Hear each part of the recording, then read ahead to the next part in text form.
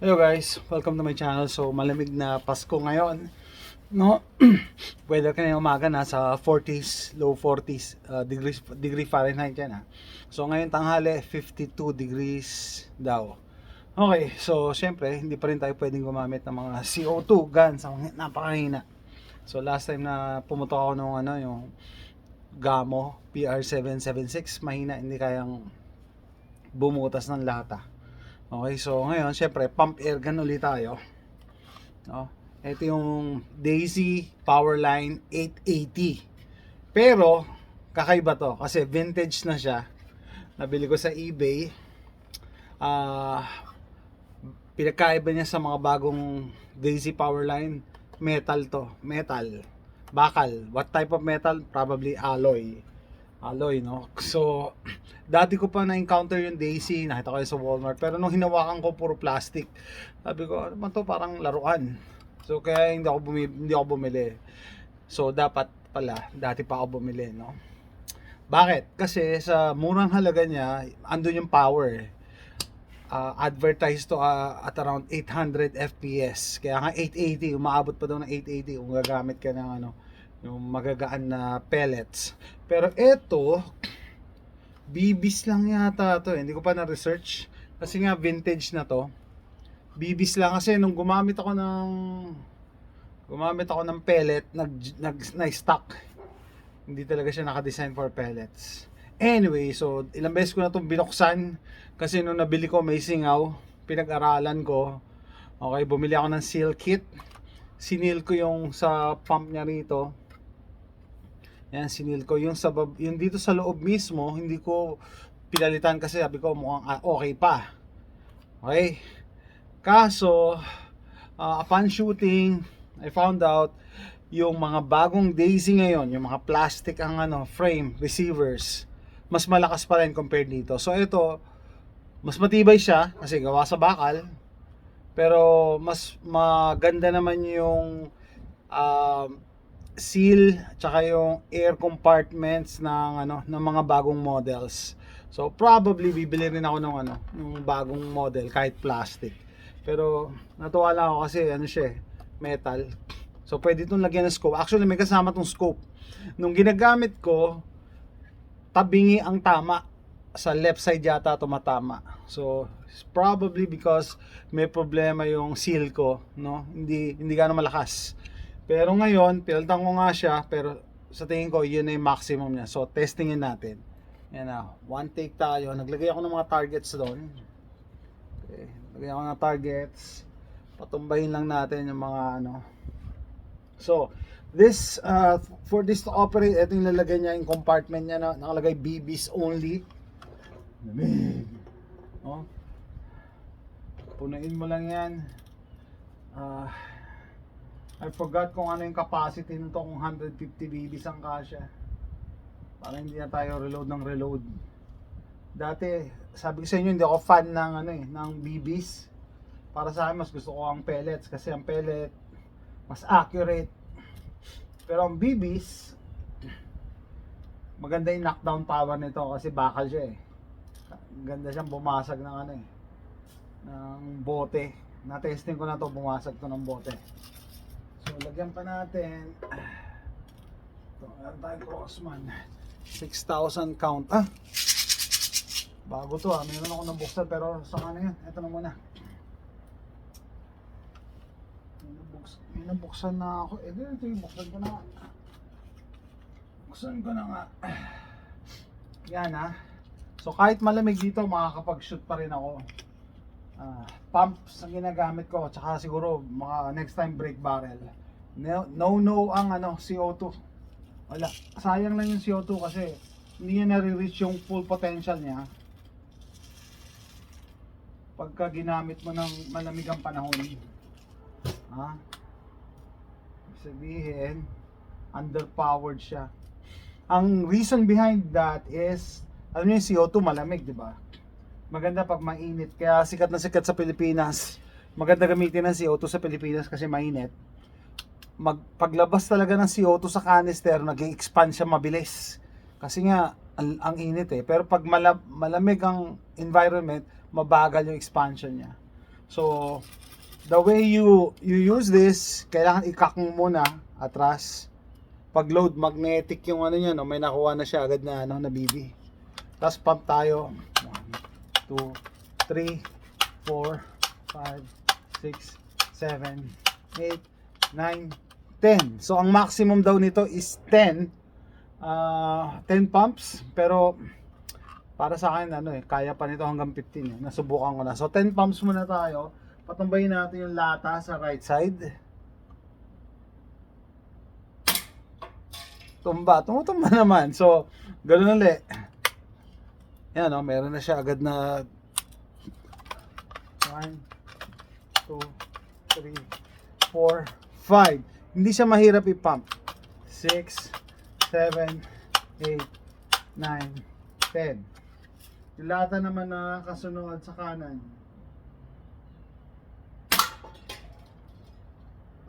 Okay. Next. Load ulit. 1 2 3 4 5 6 7 8 9 10. So walang edit to diretso na to. Gamit niya akong stand. Naglag ulit. Ito yung mga challenging na targets. 3 4 5. Yung mga maliliit na tingnan natin. 3 4 5. Maliliit na steel targets. Yung RAM, banata ko muna yung RAM. Napausog lang. 1 2 3 4 5 6 7 8 9 10.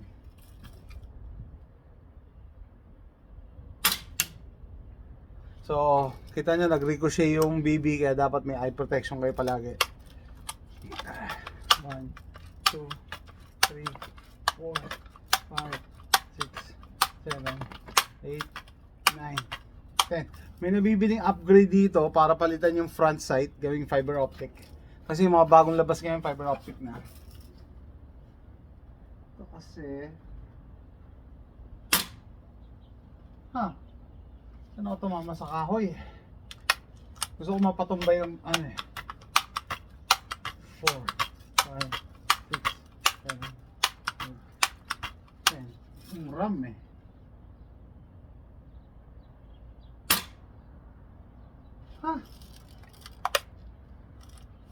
Paano wala tumatalsik? 1 2 3 4 6 7 8 9 10. Tingnan natin ulit. Ang baba kasi ng sight. Baba ng sight picture. Ano ba tumatasik na bala? 1 2 3 4 5 6 7 8 9 10 11 12. Gawin natin 12. Power naman tayo. Lata. Close up.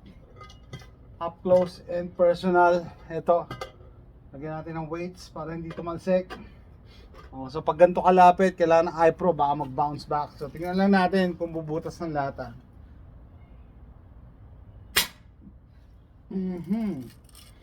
Mababa yung tama.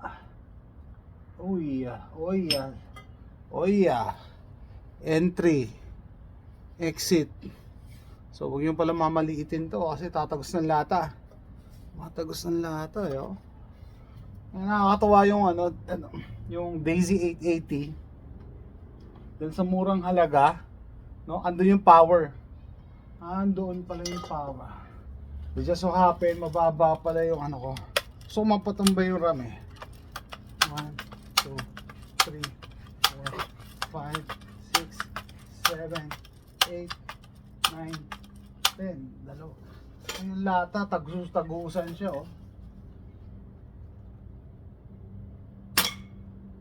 Sa kahoy ako tumatama.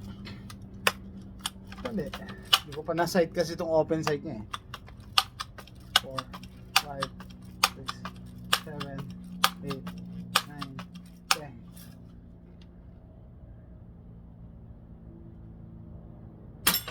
10. Yun, tumba. Ha. Yata to. Siguro. Gumagalaw kasi open yung ano niya, front side. Ito. Pwede naman tayo maayos yan. 3, 4, 5, 6, 7, 8, 9, 10. Target pa tayo na yung dalawa.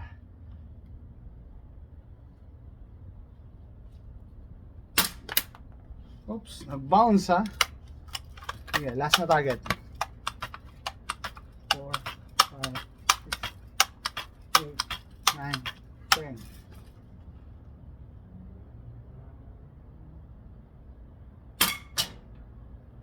Nag-grace. Nahaging ako na yung shotgun shell. 2, 3, 4, 5, 6, 7, 8, 9. So talaga mapatumba yun. Ito ang ano.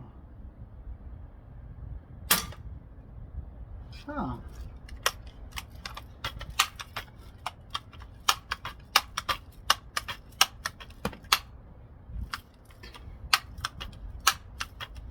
Na zero kasi itong scope, yung ano ito front sight. Gumagalaw. Ha. Gumagalaw pala yung sight. Sige.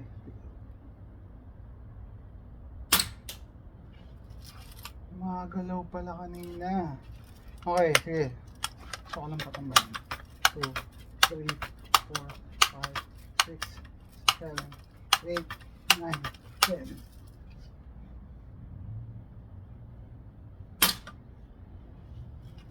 Saan ako tumatama? 5, 7, 8, 9, 10. So dapat dali tignan ko kung saan yung impact.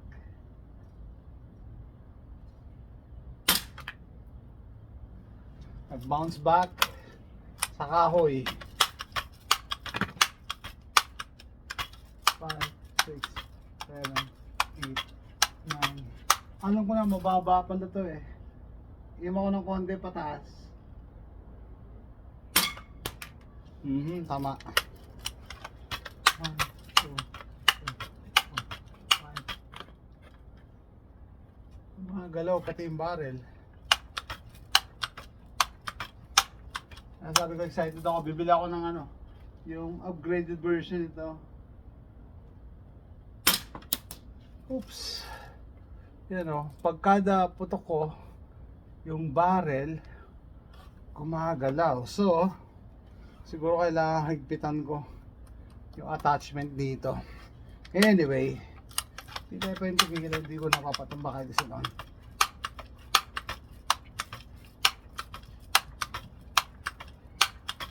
Yan.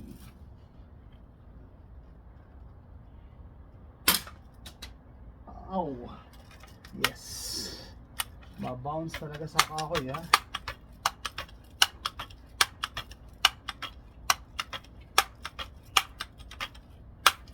So okay na elevation yung ano na lang. Yun. Nakita ko na elevation yung ano na lang, morong tumatama siya sa right pala. Anyway, so eto siya. Daisy 880, Daisy Powerline 880 vintage. So itong metal receiver na to, pinroduce nila to mula 1972 hanggang 1993. So I don't know yung exact date nito, hindi ko pa na-check, pero imagine nyo, ganun siya katanda. More than 30 years na to siguro, abot na siguro to ng 30 years. Considering na metal receiver, ito metal din yung pump niya. And yung pag-pump niya hindi ganun ka hirap. Kaya ng bata. Yun ang design nito Nakita ko sa last gun show dyan sa Pilipinas. Available to, Pero kayo, kung bibili kayo ng airgun na gagamitin nyo pang-tiksay, pang-hunting, hindi pwede to. Naka-design to for backyard plinking. Hindi siya kailangan masyado malakas. Bakit? Siyempre, para hindi umabot sa neighbor, 'di ba? Para hindi rin malakas yung ricochet. So, pang ano lang, pang plinking lang, pang target lang ng mga lata. Kita nyo lata, kayang-kaya nito. Diba? And then yung penetration wise, ito nyo, ang liit ng entry wound, oh.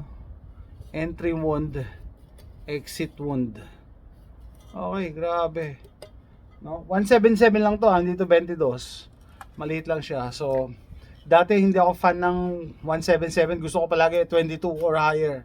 So, hindi pala ganun. Sa mundo ng air guns, kaya pala sila naglabas ng 177 pang backyard plinking. Okay? Pero iba kayang gamitin to sa mga maliliit na hayop like squirrels or maliliit na ibon, mga pes, daga, kaya nito. Imagine mo, bumutas siya ng lata eh. And a good thing is, hindi mo na kailangan bumili ng CO2, hindi mo na kailangan ng pump. Yung pump kasama na built-in. Yun nga lang, magpa-pump ka, pero hindi siya ganun kahirap mag-pump. So, kung gagamitin mo pang hunting ng daga, dapat i-pump mo na ahead of time bago ka pumunta dun sa longga nila. Parang ganun ang style, no? Yun lang, medyo maluwag ang ito, sight. Kaya, ayan, kailangan higpitan. Kaya pala nahirapan ako tumama. Anyway, so yan po yung Daisy 880 vintage, no? Vintage na 880, metal pa ang receiver. Isa pa pala, no? Worth noting, binuksan ko to siguro 3 beses na, no? And na-amaze ako paano nagawa to noong unang panahon, 1970s, na hindi pa gumagana yung ano, I don't know, wala pa siguro mga computer generated na design noong time na yon, no? Pero pagka binabalik ko siya, everything fits perfectly in place. So sabi ko, paano nagawa to, no? Lalo na yung mga mas luma pa. Anyway, so eto po guys, vintage Daisy 880 BB gun. Yan, safety, cross bolt, fire, and safe. Red is dead, fire is the opposite of red. Anyway, thanks for watching. Bye.